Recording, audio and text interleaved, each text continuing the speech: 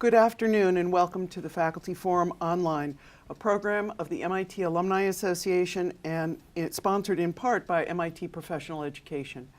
I'm Judy Cole, Executive Vice President and CEO of the MIT Alumni Association, and I will serve as the moderator today.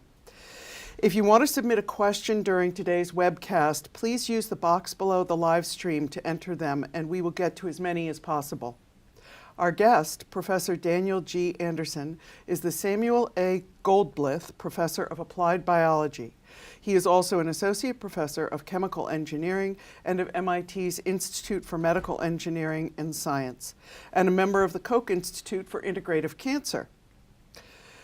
Professor Anderson's research centers around developing new materials for medicine, using robotic methods to advance drug delivery innovations, and engineering neural tissue at the nanoscale. Professor Anderson, welcome. Thank you. Thank you for being with us. Could you please start by giving us an overview of your current research? Sure, thank you. So I've prepared a few slides, and I thought I'd talk about the sort of the area that I'm interested in. And broadly speaking, what I'm interested in is the materials for medicine, so the materials that we use to build our medical devices. And just to provide a little background, historically, biomaterials for medical devices came from off-the-shelf materials. They were materials that were made for other applications. So for example, the artificial heart, the doctors and scientists knew they needed something that was flexible and had a good flex life. And so what's flexible? Well, a lady's girdle. So in fact, the first artificial heart was made of the same material as a lady's girdle, polyether urethane.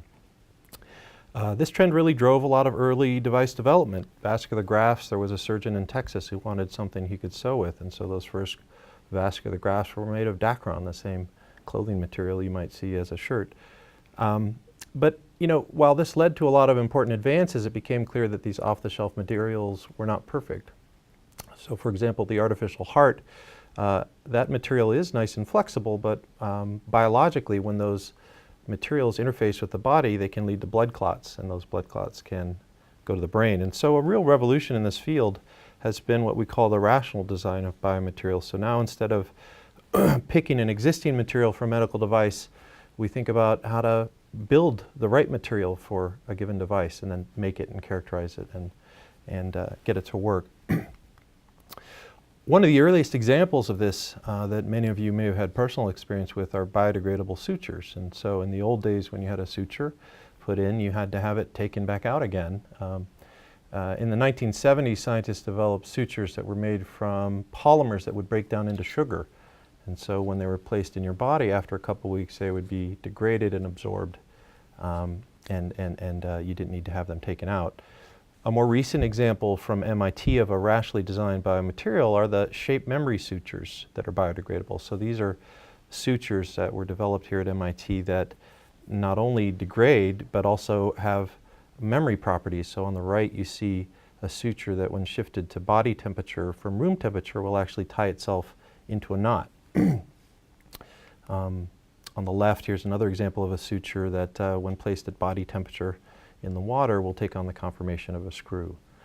And so, this rational design of biomaterials is really changing medicine across many areas, but it's not solving all of our problems. And one of the fundamental challenges to this process is that it's slow. So I don't know how many of you work in biomaterials, but if you do, you might recognize that it takes a lot of work. You need to make these things, you need to test them and characterize them, you need to build devices and look at them in animal models. And so one of the core areas that I'm interested in my group is how do we accelerate this process? So can we actually automate the process of biomaterial design and development? And so instead of trying to build a biomaterial one at a time, we instead try to build systems where we can potentially make thousands of different materials. And then we try to mine these, what we call libraries of materials, to find the best material for the best application rapidly.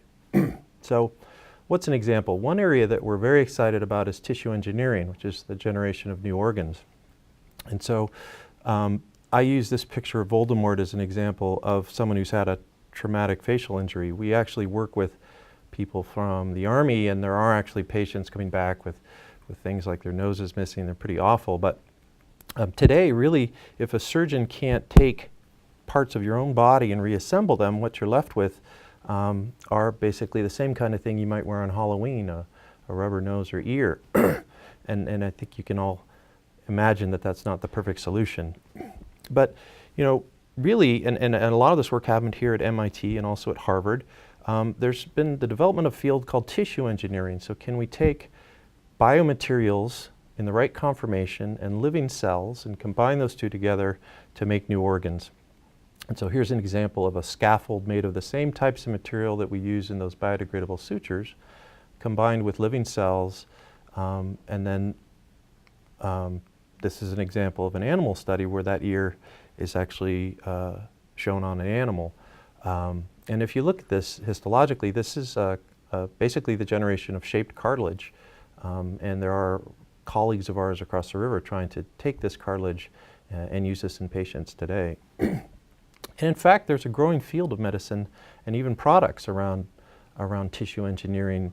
The only real money today in the field comes from skin, but there are scientists working on bone and cartilage.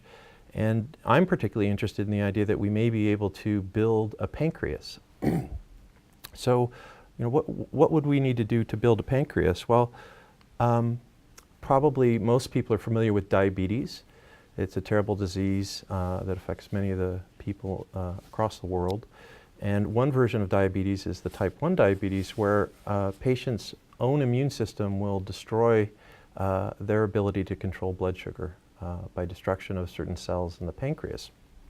And so what we want to do is figure out a way to build a new pancreas to treat some of these patients. And not just build one, but can we build a device, a living organ that we could use for all patients and make them by the millions? And so the first question is really, how do we design a new pancreas? And the first thing to keep in mind is this is not a medical device that runs off of electricity.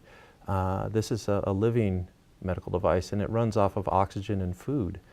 And so this is a device that we need to actually feed inside our own bodies. And in our bodies, how that happens is, of course, with the blood vessel supply. So we have these very complex vascular systems that feed all of the cells in our body. But it's actually quite tough to engineer that. And so one potential solution to this is, well, sorry, let me back up. There's a fundamental principle of tissue engineering that if you start to build large organs, if they don't have oxygen and nutrients, they can starve to death. And in fact, a just general rule of thumb is if they start to get bigger than about 0.5 millimeter to 1 millimeter, you start to see starvation on the inside. And so one potential solution is, well, maybe we can just make these things thin.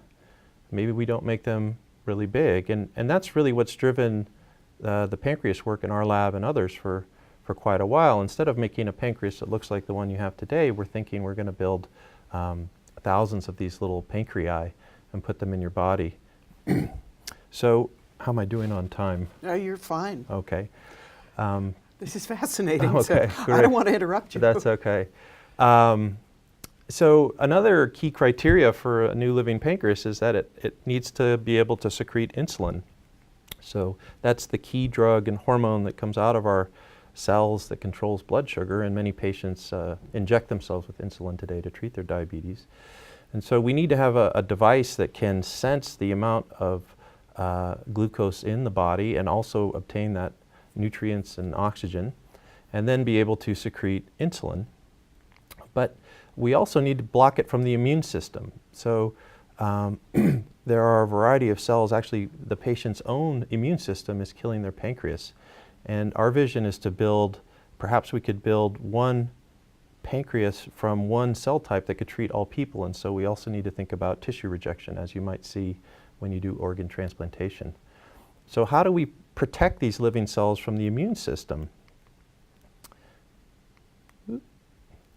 Well, it turns out that it's possible to build a very water-rich little bead of something that you might compare to Jell-O, and fill that with beta cells, which are the important insulin-producing cells in your pancreas, that have been produced from stem cells.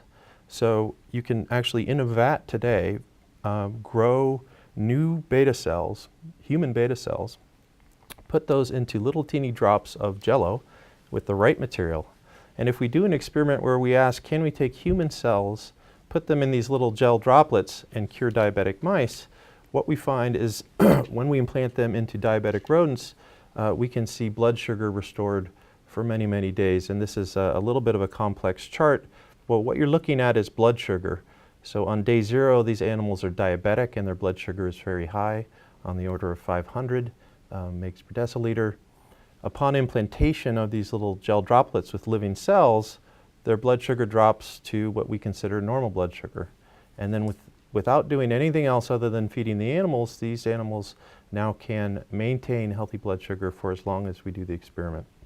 And so this is one example of an area where we're excited to develop new materials to apply them for the treatment of diabetes and also for other areas. Another area of research in smart materials that we're interested in, sorry, this is a slide showing that we want to not just do this once in mice, but we want to do this a million times and figure out how to do this in people. But another example of biomaterials in drug delivery that we work on is actually making smart materials. So can we make a material that can measure blood sugar and respond and release insulin, as opposed to using a living cell? And so this is a small video of little gel droplets made of different materials than the ones I just showed, but these also are 50% human insulin. And so these little droplets are designed to release the insulin only when sugar is high. So on the left you have droplets of insulin that are disappearing because they've been put in an environment with high glucose. And on the right you have the exact same beads at normal blood glucose, and you see that they're not swelling and releasing their insulin. So another exciting area for us is to think about making smart responsive biomaterials that can actually do intelligent things just like those sutures did in the body. And then finally, a big area for me is nanomedicine. So is it possible to build little nanoparticles that can act as carriers to traffic drugs throughout the body to different places? And I've just got one slide showing the types of things we're doing. One of the things I'm very excited about is to think about making nanoparticles that can fix your DNA while you're still using it. So imagine that, say, perhaps you have a liver disease, and that's why I've drawn this liver in green. Can we make a nanoparticle that can travel through the body, reach your liver, and actually enter the cells of your liver and deliver what we call genome editing tools, which some of you may have heard of this term CRISPR, which is one example of that. So we want to deliver little tools that can cut your DNA in the right place and actually fix it. And by doing that, cure your liver. And so we have a number of studies that we've reported where we can, for example, get in vivo correction, meaning correction in animals of about 6% of liver cells from a single application of a nanoparticle therapy. And so this is also an area that we're very excited to work in. And that's all the slides I have today. Wow, thank you very much. Sure. That was an excellent explanation of what you're working on. As a reminder to our alumni, please use the box below the live stream to ask questions of Professor Anderson. I will start us off with one question while we wait for the alumni to submit theirs. Can you give us a sense of the breadth of companies using patents held by you in your lab? And will these be household names to our alumni? Well, one might. There's a company, the first company I was associated with, Living Proof, which is a cosmetic company, and they actually sell cosmetic hair products through Sephora and Nordstrom and these other companies. They were recently bought by Unilever, and they have over 50 products, and some people use them. This company was founded with a number of other people from MIT, including Bob Langer, and the vision was to use what we've learned about smart materials in medicine and apply that to cosmetics, which we felt was lacking in new science. And so some of the polymers we developed at MIT for nanomedicine turn out to be useful for hair care. And so there's a hair product selling these materials. Another example of a company that we're working with is CRISPR Therapeutics, which is trying to do some of this genome editing that we're doing. And another example of a company that we just started is Sigalon, which is probably nobody's heard of, but we hope can make progress in treating diabetes with some of these engineered pancreas solutions. So while you were talking about the pancreas, another question occurred to me. If you succeed in building a pancreas, would transplanting a pancreas potentially be a cure for pancreatic cancer that we hear so much about and being so deadly? Well, I don't know, but I wonder if you could, if you had a very small tumor and you took out the whole pancreas and replaced it with an artificial pancreas that didn't have a tumor, that could provide some therapy. That's not really where we're focusing right now, but it's an interesting idea. Well, you just hear about so many of them in the news. Sure. So let's get to the alumni questions. Eva in Sugar Land, Texas asks, what about robotics and how it factors into tissue engineering? Are the traditional robotics companies thinking about this? Well, some are. An example, we've had conversations with Dean Kamen's company, and Dean Kamen is famous for making the Segway and a lot of other interesting medical devices, and his company is very interested in tissue engineering. I'm sure many companies are. But at the same time, in some ways, these devices are a little bit different from those computer chip driven metal artificial hands that you might think about. These really are living devices that are going to need to be thought about in a completely different manner. I can see where that would add a number of dimensions, additional dimensions. Marco in Boston asks, does your lab continue to work on a second skin lotion, second skin in quotes, lotion using a polymer technology, or is that a living proof lab? That's interesting. I'm impressed that someone knows about that stuff. So we developed, along with others in Living Proof, a cream you can put on your skin that can act like a second layer of skin and may be useful cosmetically. It may also be useful in the treatment of disease. We've spun out a company called Olivo Labs that's really pushing the use of this second skin technology for both medicine and cosmetics. Michael in New York says, I know that ovarian cancer is a priority for you. Are you following other drug trials like the drug using PARP inhibitors or epigenetic modifiers? What advantages do you think your approach has over these advances?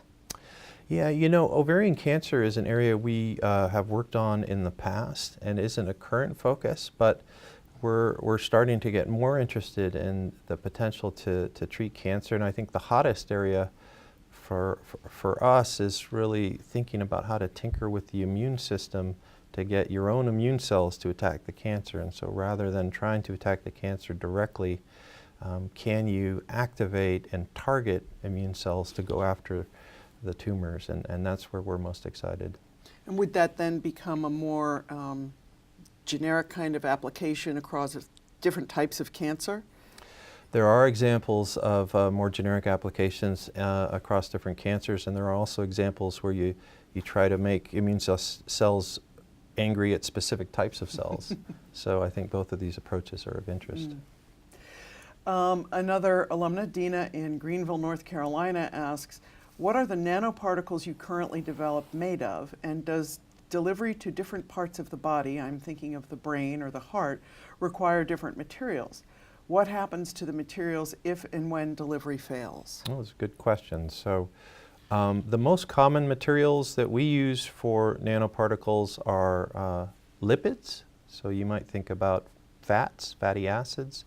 So they're molecules that have some similarities to those structures. And also biodegradable polymers. And so it's possible to get nucleic acids like DNA and RNA to self-assemble into nanoparticles with polymers and lipids that have a slight positive charge. So the nucleic acid is negative and the polymers are positive, and under the right conditions they can come together and condense into nanoparticles. And as far as which materials for what parts of the body, we do have interesting data that suggests to really develop the best delivery material to a certain tissue, it may be necessary to make a different specific material. And we've had some success by mining libraries of thousands of different materials to find those materials that are working for certain tissues. And another area that's very interesting is to try to add what are called ligands to nanoparticles to target them. So you might envision, for example, that certain cells in your body have receptors that are grabbing onto specific molecules. And so if we can attach those specific handles to the nanoparticles, they might bypass one tissue and then reach your cells of interest and get grabbed and pulled in. And so that's another strategy we're using. And then finally, as far as what happens to them after they get there, a fundamental challenge in nanomedicine is thinking about what we call clearance. And so if you were to give someone nanoparticles every 2 weeks for the rest of their life, if they go in, they better come out or get degraded or processed. Otherwise, you might envision it could build up and cause toxicity. And so it's important to think about how materials and nanoparticles get processed once they do their job. And do we know anything about that in terms of how they might get processed out of the body? Yeah, we know some. So for example, some materials are designed to break down slowly upon exposure to water, just in the same way that those biodegradable sutures do. So they might break down from long molecules into little teeny shorter molecules that can be excreted through various systems. There are also various detoxifying processes in our body. As you might imagine, when you eat something, it's pretty complicated molecularly, and there are a lot of enzymes and systems to process those molecules. And so many of these materials can be processed by the same types of enzymes, say in the liver, that the food you eat is. Fascinating. Dora in Boston asks, how is your field enriched by the inclusion of diverse collaborators? Talk about the diversity in this field. So I guess I'm assuming it's scientific diversity more than cultural diversity. So in my mind, most of the things I'm interested in are very multidisciplinary. So I actually got my PhD in molecular genetics, and I was working on DNA repair in bacteria, which was an interesting process, but also felt a little disconnected from medicine, which is where I really wanted to work. And so I came to MIT to do what's called a postdoctoral research fellowship with Bob Langer, who's in chemical engineering. And so I had a background in biology and genetics, and I was now in a chemistry, materials, chemical engineering lab. And through getting exposure to this new kind of science, it allowed me to think both about the biology but also about the chemistry. And so today in my lab, we have scientists from all kinds of different backgrounds. We have chemists, chemical engineers, material scientists, biologists, people with expertise in medicine, and all of the big questions really require a lot of collaboration from all of these people. So it's certainly something that I think is very important. And that's one of the beauties of being in the Koch, I imagine. That's right. So the Koch Center is a very exciting environment here at MIT. Just to give a very brief history, for many years MIT has had a cancer center focused on understanding cancer. And there was a decision several years back to go from trying to understand it to really trying to cure it. And an interesting vision was put forth to build a building where half of the scientists are biologists, people like Tyler Jacks, who's the head of the Cancer Center, Phil Sharp, who got the Nobel Prize, and then with the other half with engineers.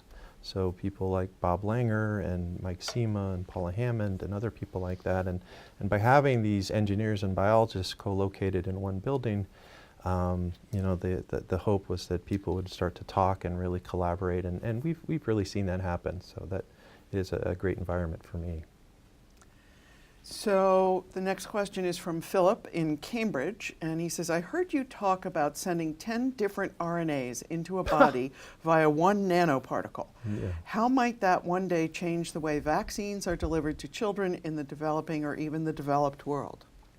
Well, that's interesting. So somebody's heard me talk before that one of the things that we think is exciting about some of these nanoparticles is that we can not just affect one gene, we can potentially affect whole pathways or multiple pathways of genes. And so the example that was just referenced, we made a nanoparticle that has 10 different RNAs that affect 10 different genes.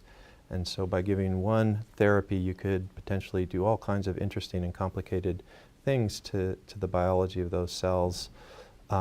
More recently, we've built nanoparticles that have multiple RNAs for vaccines. We built a nanoparticle that has multiple, for example, 6 different RNAs encoding antigens that would give you a vaccine response to certain diseases. We've been looking at Ebola, H1N1, bird flu, models of malaria. And so what's exciting in these systems is when you have a complicated disease, it's possible to provoke the immune system using multiple signals to try to get the best response, and also potentially to get different variants of the same disease. Can you vaccinate against multiple types of hemorrhagic diseases, for example? So we're hopeful that nanoparticles can be an interesting tool for vaccination in the future. So Nazir in Washington asks, what kind of nanoparticles are you using to reach liver cells? So the most advanced liver nanoparticles are based on lipids. So they're called lipid nucleic acid particles. And there are examples now from companies like Alnylam and colleagues in British Columbia, Peter Cullis, of lipid nanoparticles in phase 3 studies showing the ability to deliver specific RNAs to the liver of patients and specific genetic effects as a result. So the most clinically advanced in my mind for the liver are these lipid nanoparticles, and we think they have a lot of promise. And Charlie in Cleveland Heights is interested in, are there applications of your work in bionics and in getting smarter tissue to connect with bionic legs or arms, for instance? That's another interesting question. I think 2 areas that our work may connect with that. One is almost all materials, when implanted in the body, get recognized by the immune system and result in a certain amount of scar tissue.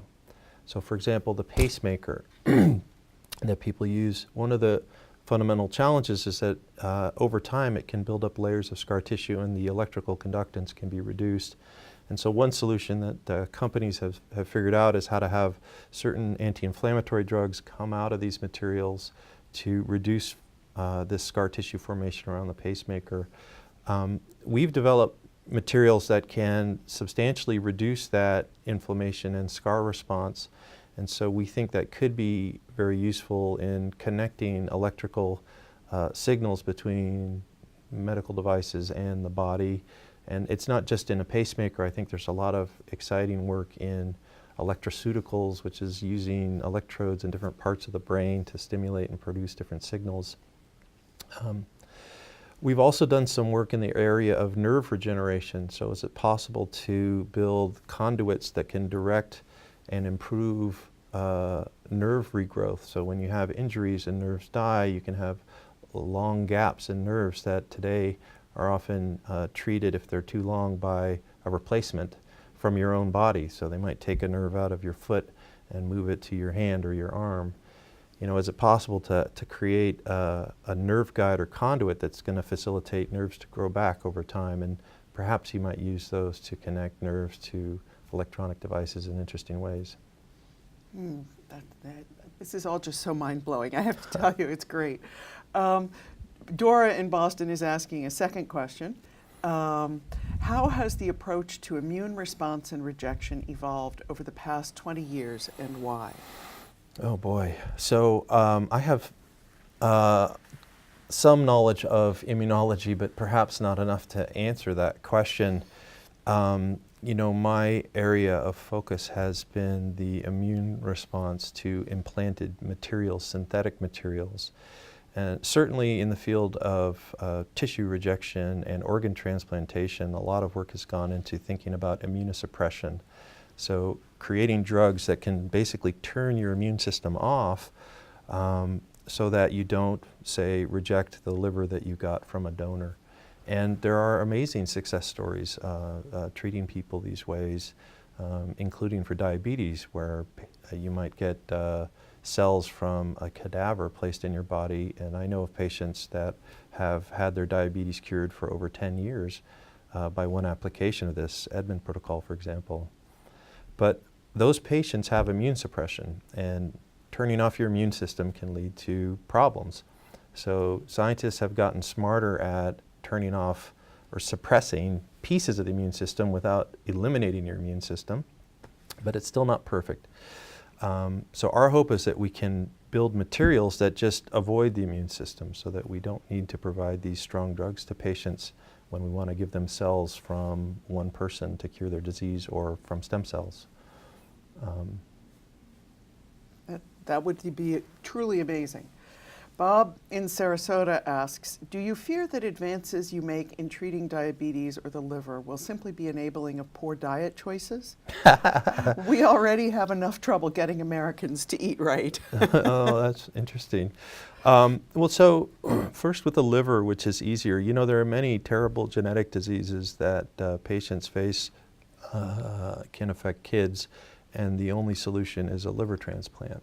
And so, you know, many of these diseases, there are no dietary solutions. There are metabolic diseases where patients might have to avoid certain amino acids for their whole life, for example.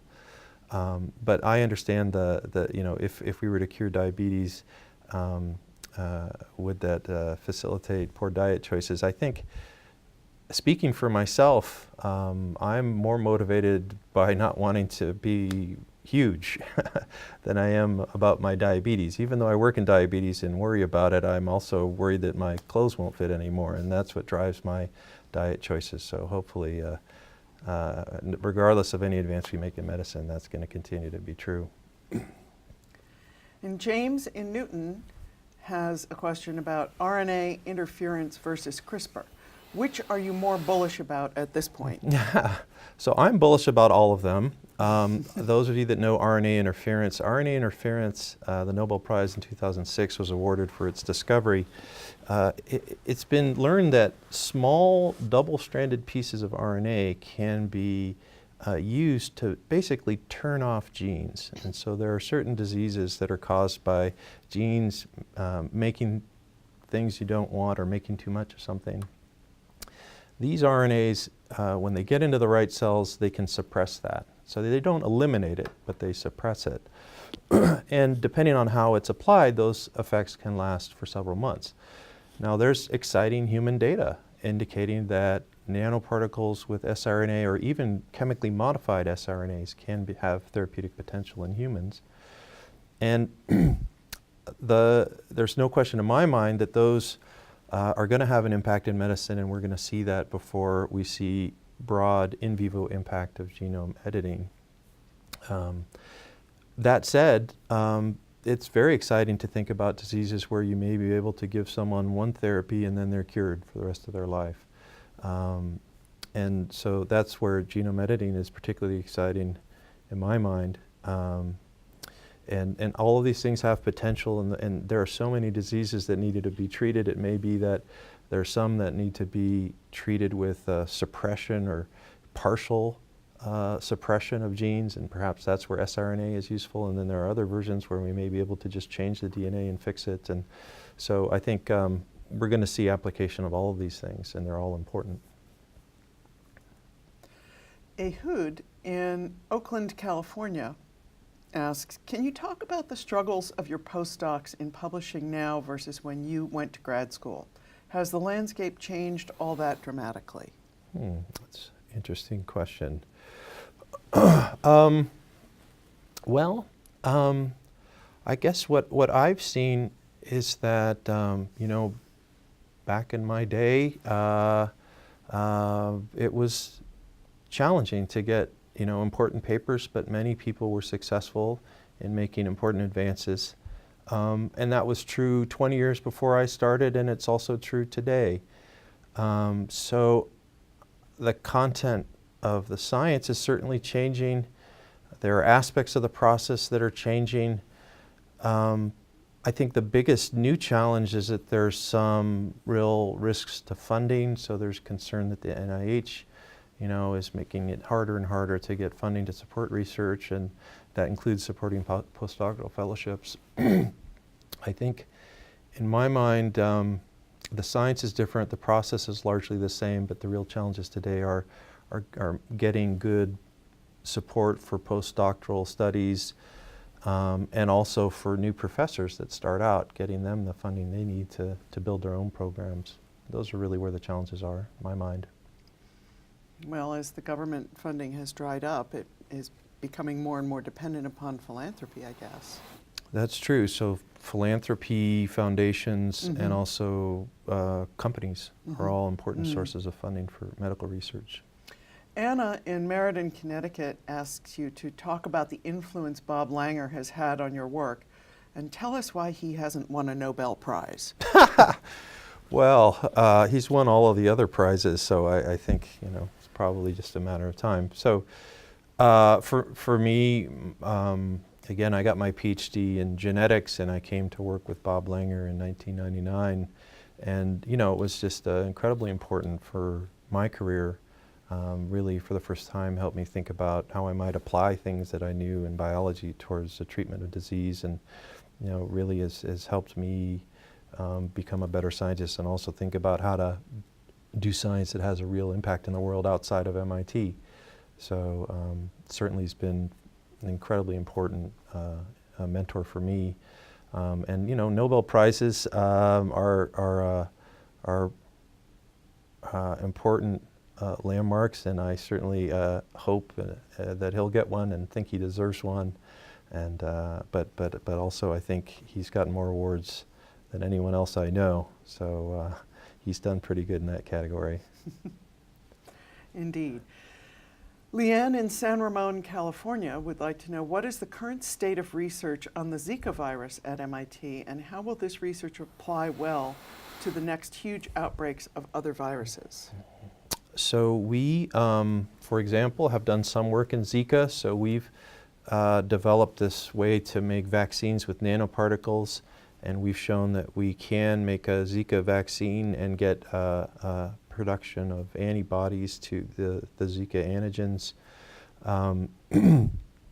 I can't speak for all of MIT. There are 1,000 professors at MIT altogether, not all of them working in medicine, of course, but I think there's a lot of great work in vaccine development here at MIT. For example, at the Reagan Institute, there's a strong, really strong and interesting program on developing immune therapies for diseases, especially HIV. There's a very strong vaccine interest in, for example, the Institute of Medical Engineering and Science here at MIT, which is directed by Arup Chakrabarty. So there's a whole lot of great scientists working on vaccines for a range of diseases, and Zika is one of those. And I certainly expect we're going to see an impact in that area. Sam in Cambridge asks, is someone working on taking your proof of principles with knockdown of liver kidney disorders or repairing defects with RNA molecules on larger populations?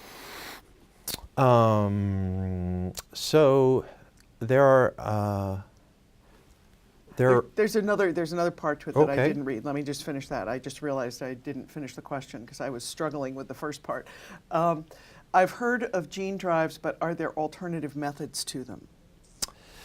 So those are a little bit different in my understanding. That the gene drives are used to develop populations of animals with specific characteristics. For example, in the treatment of malaria-carrying mosquitoes, really interesting genetic methods for controlling certain insect populations.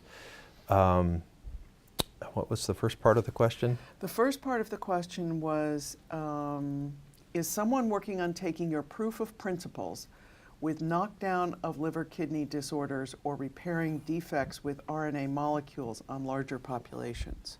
Yeah, I mean, I think, as I mentioned, there are really interesting human data already with different nanoparticles on using RNA to knock down genes in the liver in patients. We are working with a variety of entities to try to translate some of the nanoparticles developed in my lab, both for siRNA and for genome editing. So we're working on that. So for a final question here, can you give us a sense of the depth and breadth of the professions in which alumni of your lab now find themselves? Sure. You know, the majority of people that come from my lab go on to work in medical areas, as you might expect. Maybe roughly half go on to become professors at universities like Carnegie Mellon or Cornell, Stanford. The other half tend to go into industry, and so some go on to move to large companies that you probably have heard of, like Pfizer. Some go to smaller companies. You may have heard of Alnylam. Some go to startup companies or start their own companies. And so I think those are the two major areas that our alumni go to. Okay, well, thank you very much, Daniel, on behalf of the MIT Alumni Association for joining us today. And thanks to our alumni who tuned in and submitted such wonderful questions. If we didn't get to yours, we'll pass them all on to Professor Anderson after the webcast. And you can share other reactions to this conversation on Twitter using hashtag #MITBetterWorld. You can also view an archive of past faculty forums online by visiting the Learn section of the Alumni Association website. And please join us next month for another session of Faculty Forum Online.